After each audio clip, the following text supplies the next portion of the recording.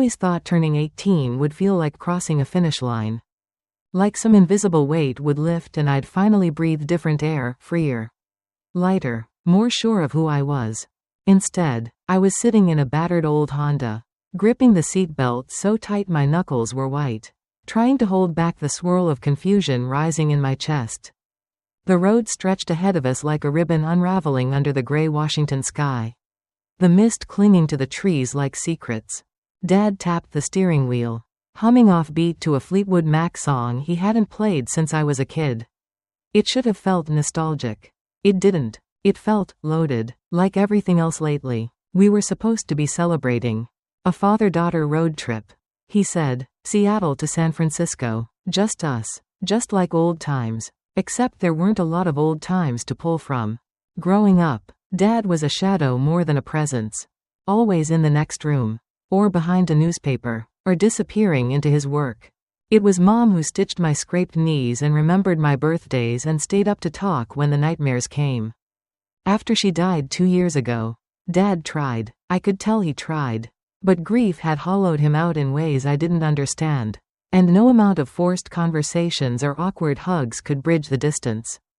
Still, when he suggested this trip, something in me, the part still desperate for connection, said yes. I wanted to believe maybe we could find our way back to each other. Maybe this was his way of trying harder. The first few hours on the road were good. We sang along to bad 80s music. He told a story about him and Mom getting lost in the mountains once. Laughing so hard he had to wipe tears from his eyes. It was the first real laugh I'd heard from him in months. I almost let myself believe it would stay that way. But somewhere around Portland, things started to shift. He got quieter. The smiles faded. His hands tightened around the wheel every time I asked about Mom, about things I didn't know. About the life they had before me. By the time we crossed into Oregon, the air between us was thick with things unsaid. You okay, Dad? I asked at one point, glancing over at him. He nodded a little too fast. Just thinking, he said, voice rough. Long drive. I tried to smile. You always get quiet when you're about to beat me at something. Planning your next trivia win? He chuckled, but it didn't reach his eyes. And in that moment, something inside me tensed, like a storm cloud gathering on the horizon. Waiting to break, we stopped for the night at a no-name motel off the highway. The neon sign outside buzzing and flickering like it couldn't decide if it was open or closed. Our room smelled faintly of bleach and cigarettes. But neither of us complained. We sat on our separate beds, eating takeout Chinese food from cardboard containers. The TV muttering some news story we both ignored. Big day tomorrow, Dad said after a while, poking at his noodles. Yeah, I said, 18, officially an adult. He smiled, a real one this time, but there was something else behind it. Something heavy. Hannah, he said, setting down his chopsticks. I know I haven't always been the best at this. At being a dad. I blinked, caught off guard. You've been trying, I said quietly. He shook his head. Trying isn't always enough. He looked at me then. Really looked. There's stuff I should have told you. Things you deserve to know. The back of my neck prickled. What things? I asked, heart suddenly pounding. He hesitated, rubbing a hand over his face like he could wipe away whatever he was about to say. Not tonight, he said finally. When we get to San Francisco. There's a reason for the timing. I opened my mouth to argue, to press, but something in his face stopped me, a kind of raw fear I'd never seen before. Okay, I said, even though my stomach twisted into knots. We turned off the lights, and I lay there in the dark, staring at the water stain spreading across the motel ceiling. Sleep didn't come easy. Every creak of the floorboards, every passing car outside pulled me back to that moment, his voice. The weight in it, things you deserve to know. I kept asking myself, what could he possibly be hiding? By the next morning, the mood was lighter. Dad bought me pancakes at a greasy diner down the road, complete with a single candle stuck awkwardly in the stack. Can't have a birthday without cake, he joked, nudging the plate toward me. I smiled, trying to match his energy, but the tightness in my chest wouldn't budge. Then, as we packed up the car, he pulled out a small envelope from his jacket pocket. This, he said, handing it to me. Is for you. A birthday gift. I turned it over in my hands. It was thin, sealed with plain white tape. No writing, no hint. What is it? I asked, my voice too loud in the quiet morning air. His jaw clenched, and he looked away down the parking lot. Something important, he said, but you have to promise me you won't open it yet. Not until we get to San Francisco. I stared at him, waiting for him to crack a smile. Say he was kidding. He didn't. Dead serious. Promise me, Hannah. I swallowed. Okay, I said, I promise. He let out a breath like he'd been holding it for hours. As we pulled back onto the highway, the envelope sat in my lap, heavier than its weight should allow. I traced the edge with my fingertip, feeling the pulse of something inevitable just beyond my reach. Outside the window, the landscape blurred, endless stretches of trees and sky, moving faster and faster. And for the first time in my life, I realized, some roads don't just take you somewhere new. They take you somewhere you can never come back from. The drive felt endless, even with the windows cracked and the cool spring air rushing in. The tension inside the car was suffocating. Dad kept the radio low, some old rock station playing songs about freedom and heartbreak. But neither of us sang along this time. Every mile marker we passed seemed to press heavier on my chest. I kept glancing down at the envelope sitting between us on the center console. It felt radioactive, like just touching it would set off an explosion I couldn't contain. You doing okay, birthday girl? Dad asked at one point, forcing a chuckle that sounded painfully hollow. Yeah, I lied. Fine. He nodded but didn't say anything more. We crossed into California around noon. The welcome sign whipping past like a ghost. I watched the trees shift, taller, stranger, their shadows sliding across the windshield like fingers reaching for us. The closer we got to San Francisco, the more Dad seemed to unravel. His hands kept clenching the wheel. His jaw worked like he was chewing on words he couldn't quite spit out. Finally, after a long, aching silence, he said, I loved your mom more than anything. I looked at him, startled by the rawness in his voice. I know, I said softly. He nodded, his eyes fixed on the road ahead. But I didn't always. I wasn't always good at showing it. I stayed quiet, sensing he wasn't finished. There are things, he continued, his voice cracking a little. Things about our family you don't know. Things she wanted to tell you one day. When you were ready. The skin at the back of my neck prickled. Things like what? I asked, heart thudding. He hesitated. You'll see, he said eventually, his grip tightening until his knuckles turned white. The road curved sharply, and for a moment, the ocean came into view, wide and endless and indifferent. It made me feel small, insignificant, like whatever truth he was hiding was already too big for me to outrun. We stopped at a gas station an hour outside the city. While Dad filled up the tank, I wandered inside to grab a bottle of water. The cashier barely glanced up from his phone as I paid, the overhead lights buzzing faintly. When I came back out, Dad was sitting on the curb, his head in his hands. Something cracked inside me seeing him like that, the man who used to seem so solid, so unshakable. I walked over and sat down beside him, the pavement warm against my jeans. You can tell me, I said quietly, whatever it is, I'm not a kid anymore. He looked at me then, and for the first time, I saw real fear in his eyes.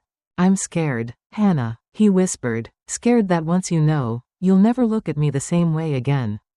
A lump rose in my throat, but I forced myself to meet his gaze. Maybe, I said honestly, maybe I won't, but you owe me the truth anyway. He nodded slowly, like he already knew that, like he'd known it for a long time. We didn't speak again until we were back in the car.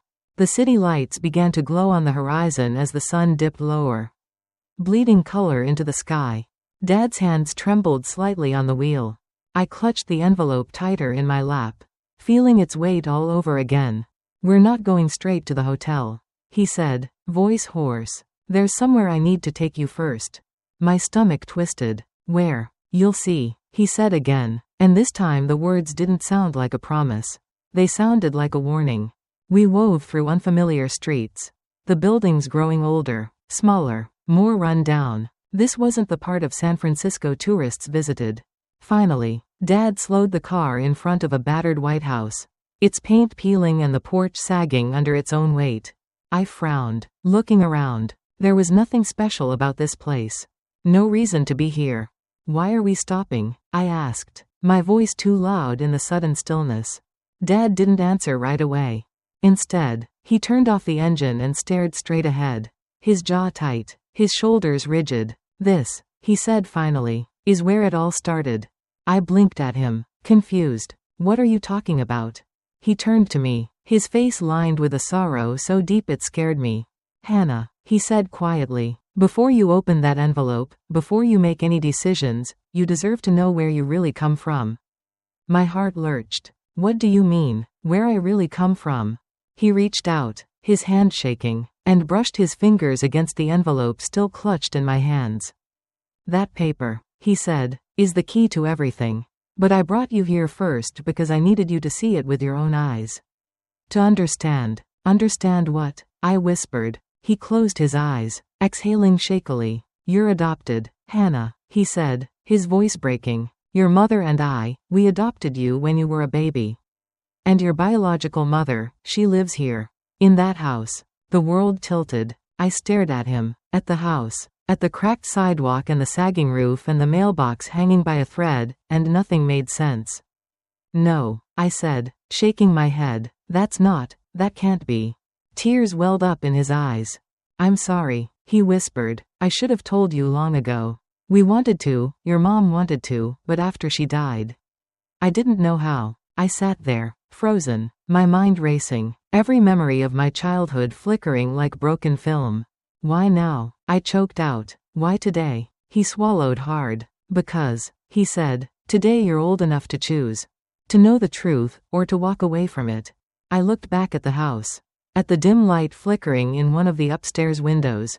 Someone was home. Someone who might share my blood. My history. My answers. Or maybe, just more heartbreak.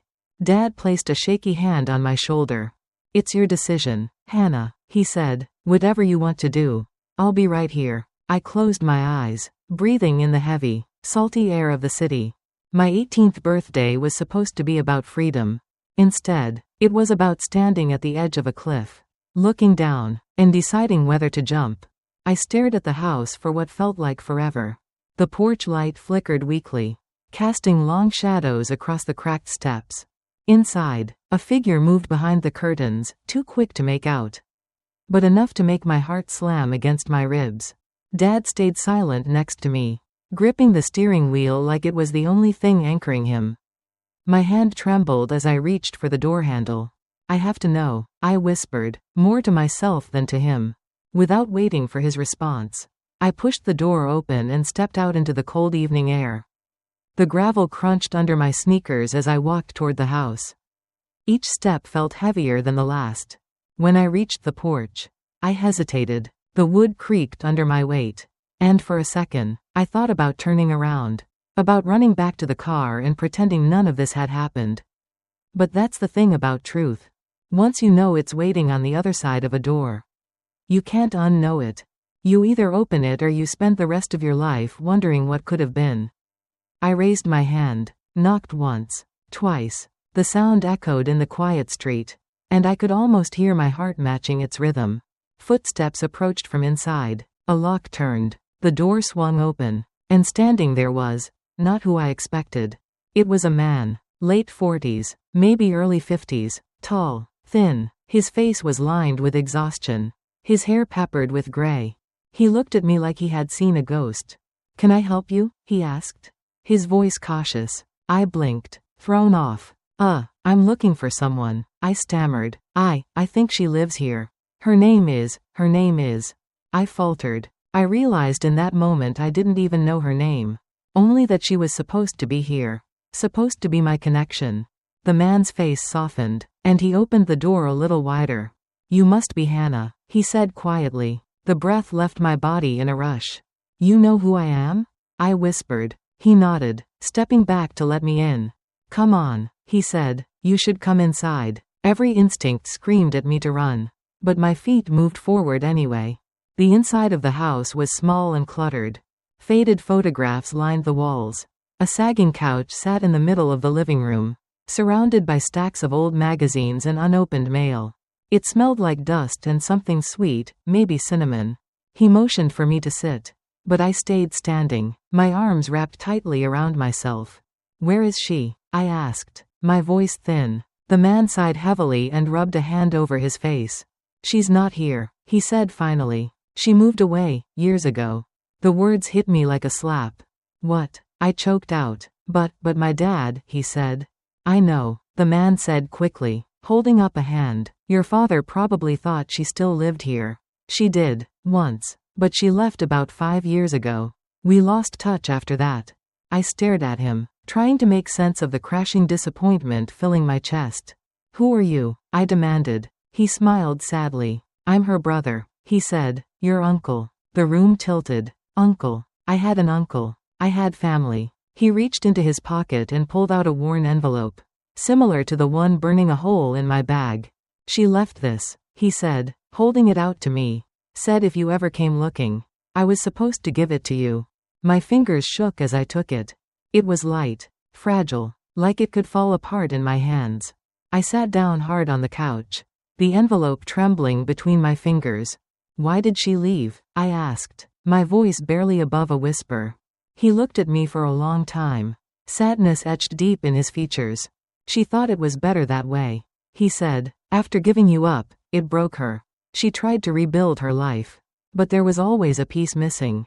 He paused, his eyes distant. "She loved you, Hannah, even if she couldn't raise you herself." Tears burned behind my eyes. But I blinked them back. I needed answers. "Where is she now?" I asked. "Can I find her?" He shook his head slowly. "I don't know," he said. "Last I heard, she moved somewhere down south. Started over. She wanted you to have a real chance. A better life." A hollow laugh escaped my throat. "Yeah," I said bitterly. "And look how that turned out." He didn't argue, didn't try to sugarcoat it. He just sat there, letting the silence say everything words couldn't. I stared down at the envelope in my hands. Part of me wanted to rip it open right there. Another part of me wanted to run, to bury it deep and never know. But deep down, I knew I'd open it. Because how could I not?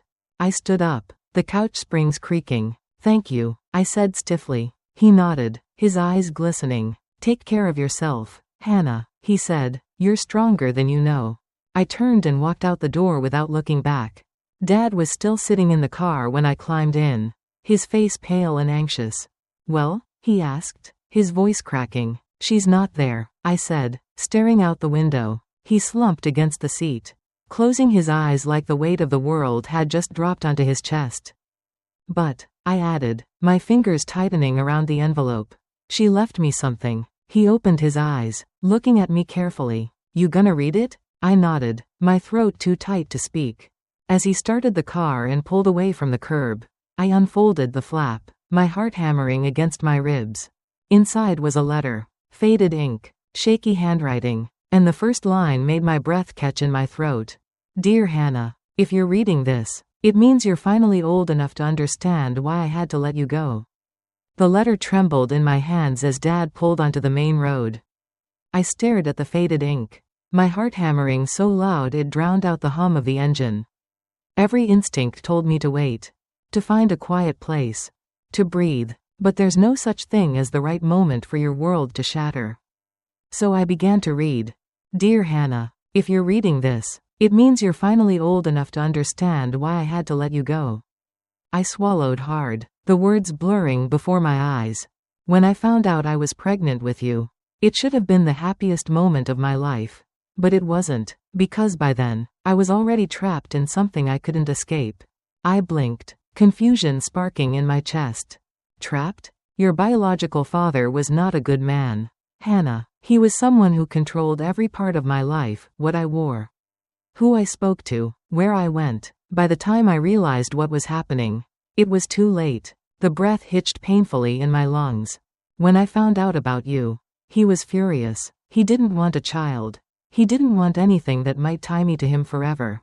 He threatened me, Hannah, threatened you, and I knew then that if I stayed, if I tried to raise you with him lurking in the background, you'd never be safe." I covered my mouth, trying to hold in a broken sob. Dad reached over briefly, squeezing my hand, but said nothing. He knew. He had to know what this meant to me. I had one chance, one slim, desperate chance to give you the life you deserved.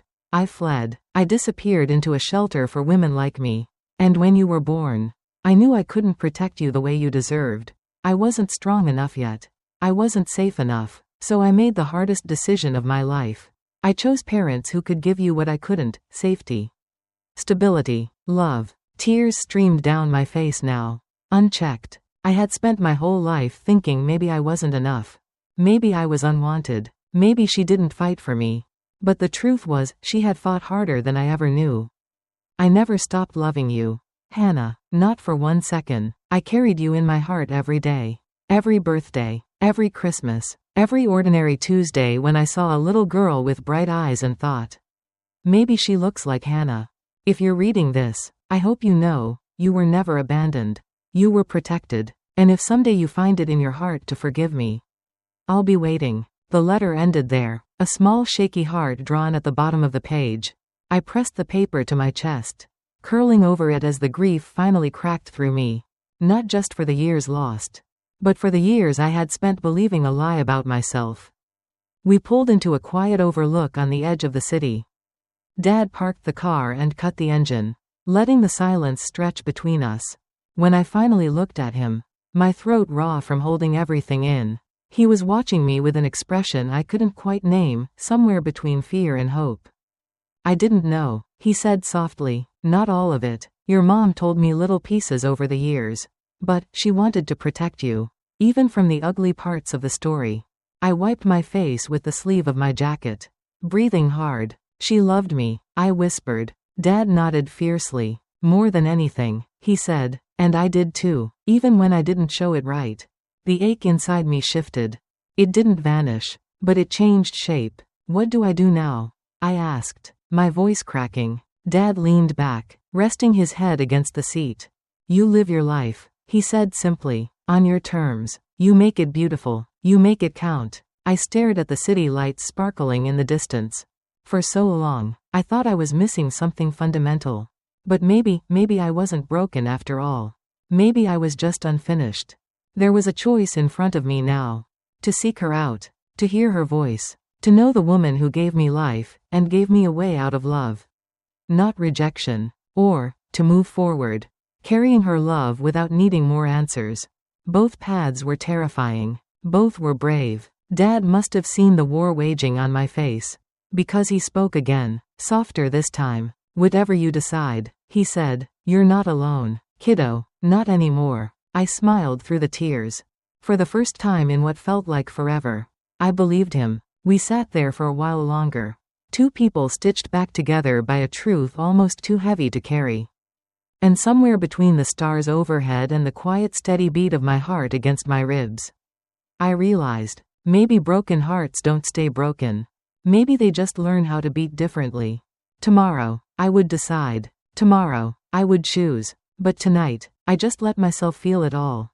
The grief, the hope, the love I had never truly lost. The next morning, the city woke up bathed in golden light.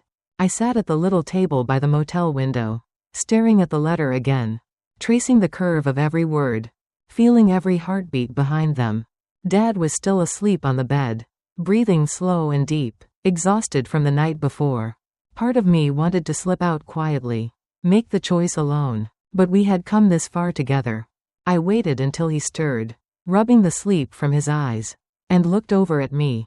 You okay? He asked, his voice rough. I nodded slowly. I think so. He sat up, swinging his legs over the edge of the bed, watching me carefully. You don't have to decide today, he said, or tomorrow, or ever. You get to choose when, and if, you're ready.